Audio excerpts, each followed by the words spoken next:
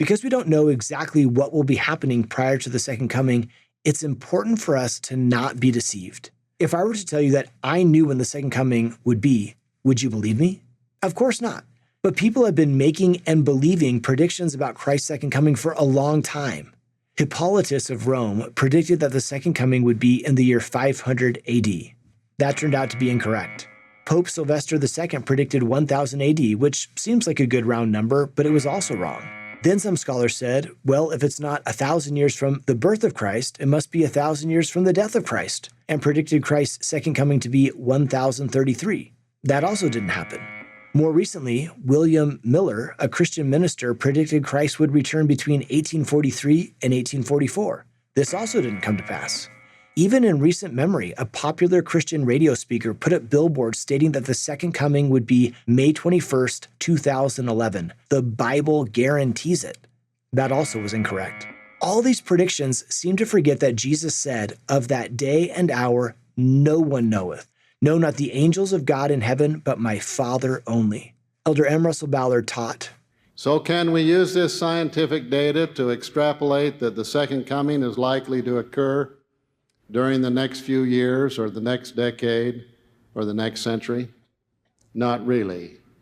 I am called as one of the apostles to be a special witness of Christ in these exciting, trying times.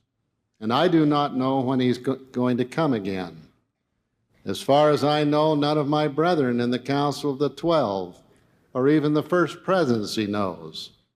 And I would humbly suggest to you, my young brothers and sisters, that if we do not know, then nobody knows, no matter how compelling their arguments or how reasonable their calculations. I believe when the Lord says no man knows, it really means that no man knows. You should be extremely wary of anyone who claims to be an exception to divine decree. ultimately, I don't think very many of us would fall for a specific predicted date for the second coming. That's too obvious. But perhaps there are more subtle ways we can be deceived. Jesus said, "There shall also arise false Christs and false prophets, and shall show great signs and wonders, insomuch that, if possible, they shall deceive the very elect, who are elect according to the covenant."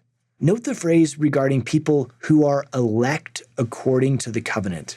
That could be you and me. Who are the false Christs and false prophets who will try to deceive the elect? Deception could come from individuals who claim to have a special message from God. In recent history, some individuals claiming to be prophets have led groups of people astray, leading to death and destruction. Maybe that's part of what is meant by false Christs. But consider this analogy. Which is more dangerous, a deer or a shark? While the shark looks scary, you're 300 times more likely to be killed by a deer crashing into your car than a shark. We can see this as an analogy with false Christs prior to the second coming. Yes, there will be some obvious false prophets. However, even more dangerous might be subtle false Christs. A false Messiah could be false philosophies. It could also be anything we look at and say, "This promises me peace, hope, and deliverance." This could be something like power, or money, or sex. Now, that might sound a little bit over the top, but consider some scenarios. A man started working until 7:30 p.m. almost every night, making it so he couldn't put his young children to bed or help out with the teacher's quorum activities anymore. He told himself things would be normal in the fall. Then he started to fudge his sales numbers to impress his boss. Over time, he got his ultimate sense of identity from his work life. That could be a false Messiah. Or a woman in her 30s scrolls through Instagram. She feels left out because her friends have more opportunities. One friend was just in Maui. Another friend's husband surprised her with tickets to a new musical. And it seems like everyone goes out to eat way more than she does. She thought to herself, maybe if my husband and I had better jobs, we could afford this kind of stuff. That could be a false Messiah. I remember talking with a woman who had recently started college. She missed home, she missed her mother's lasagna, and she missed her family, especially her little sister and her toothless grin. There was a hole in her heart, and she thought she'd fill it with a dating app. Soon she had a boyfriend, and they started spending a lot of time together. Too much time alone and too many late nights led them to do things she knew were wrong. At first, it felt like the hole in my heart was getting filled up, she told me. But then the hole kept getting bigger. That could be a false Messiah. In one way or another, Satan is going to try to deceive even the very elect as the second coming approaches. How can you and I avoid being deceived? To see more videos like this one, simply search Seeking Jesus.